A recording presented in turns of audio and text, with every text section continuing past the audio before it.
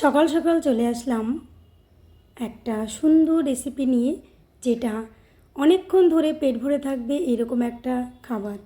তবে নিত্য নতুন সকাল সকাল যদি প্রতিদিন এক এক দিন এক এক রকমভাবে খাবার বানিয়ে দিতে পারেন, বাচ্চাদের থেকে বড়দের সকলের ভালো লাগবে। তো সেই জন্য আমি আজকে এইরকম একটা সুন্দর রেসিপি বানিয়ে নিচ্ছি, একদম সহজ সরল, কোনো ঝামেলা ছাড়াই। তো এই রেসিপিটা আমি কিভাবে বানাচ্ছি সেটা প্রথম থেকে লাস্ট অবধি অবশ্যই দেখুন, খুব ভালো লাগবে। আর আপনারাও বাড়িতে চটপট এইরকম সুন্দর রেসিপি বানিয়ে ফেলুন। দেখুন, সবাই পেট পুরে খাবে, কোনো রকম তরকারির ঝামেলা ছাড়াই। যদি মন চায় তাহলে অবশ্যই তরকারিও সঙ্গে নিতে পারেন।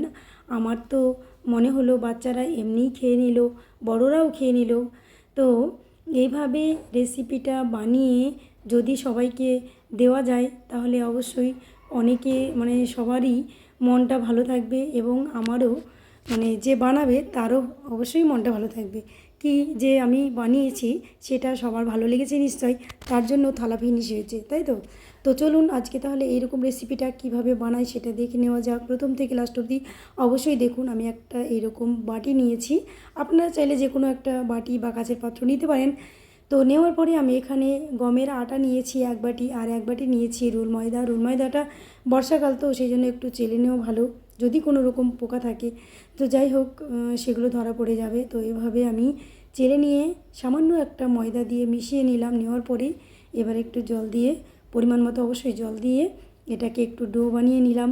ডোটা বানিয়ে নেওয়ার পরে ছোটো ছোটো যেমন পরিমাণ আপনি তৈরি করবেন সেরকম লেচি কেটে নেবেন। আমি সেরকমই একটা লেচি কেটে নিয়েছি।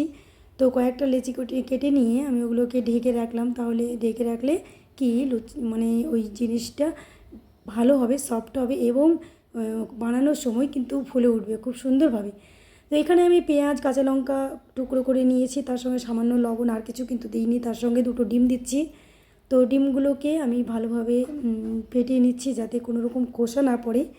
তো এরপরে এগুলোকে ভালোভাবে চামচ দিয়ে নাড়িয়ে নিলাম, চাইলে হাত দিয়েও নাড়িয়ে নিতে পারেন। এবার আমি এটাকে ময়দা দিয়ে বেলে নেব।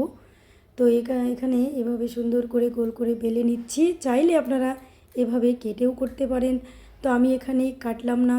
তো যাই হোক, এবার আমি ওখানে সরিষার তেল দিলাম মিডিলে, তাহলে কি ওটা আরও সুন্দর হবে এবং সফট হবে, কোনো রকমে গায়ের সঙ্গে গা লেগে থাকবে না, খুব সুন্দর হবে। তো যাই হোক, এভাবে করে চারকোনা করে নিলাম। নেওয়ার পরে বেলে নিয়ে এবার আমি ওই ডিমের গোলাটাকে মাখিয়ে নিচ্ছি দুই পিঠ। তো এভাবে কোনো ঝামেলা ছাড়াই সুন্দরভাবে দুই পিঠ মাখিয়ে আমি অবশ্যই যেখানে ভাজবো জিনিসটা সেটাতে তেল দিয়েছি, সাদা তেল অবশ্যই। তো সেটা গরম হয়ে উঠেছে, চারিদিকে ছড়িয়ে নিয়েছি। তো নেওয়ার পরে এবার আমি ওটাকে আস্তে দিয়ে দিলাম।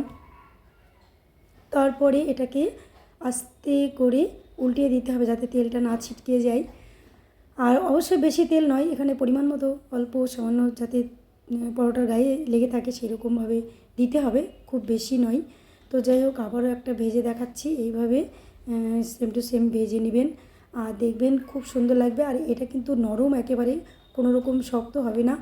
আর এটাকে কিন্তু ধীরে ধীরে ভেজে নিতে হবে, কারণ উপরে ডিম দেওয়া আছে, তার জন্য অতিরিক্ত হিট দিয়ে ভাজলে কিন্তু উপরটা পুড়ে গিয়ে তেতো হয়ে যেতে পারে। সেই জন্য অবশ্যই এটাকে ধীরে ধীরে ভেজে চারিদিকে ঠিকঠাক ভাজা হয়েছে কিনা দেখতে হবে, দেখে তখন তুলে নিতে হবে। তো এটা খুব সুন্দরভাবে ফুলে উঠবে, আর খুব ভালো লেগেছিল আমাদের। আপনারাও বানিয়ে খান, দেখুন খুব ভালো লাগবে। নুনের পরিমাণটা অবশ্যই কম দেবেন, খুব বেশি হলে আবার খেতে পারবেন না। তো যাই হোক, আমি তো বানিয়ে ফেলেছি, আপনারাও চটপট আজই বানিয়ে ফেলুন, দেখুন খুব সুন্দর লাগবে। বাচ্চাদের টিফিন থেকে বড়দের টিফিন সকলেরই এটা অত্যন্ত প্রিয় একটা খাবার। তো যদি ভিডিওটা ভালো লেগে থাকে তাহলে অবশ্যই আপনারা আজই ট্রাই করুন, আর গরম গরম খেয়ে নিন। আমার ভিডিওটি প্রথম থেকে লাস্ট অবধি দেখার জন্য অসংখ্য ধন্যবাদ রইল। ভালো থাকুন, আল্লাহ হাফিজ।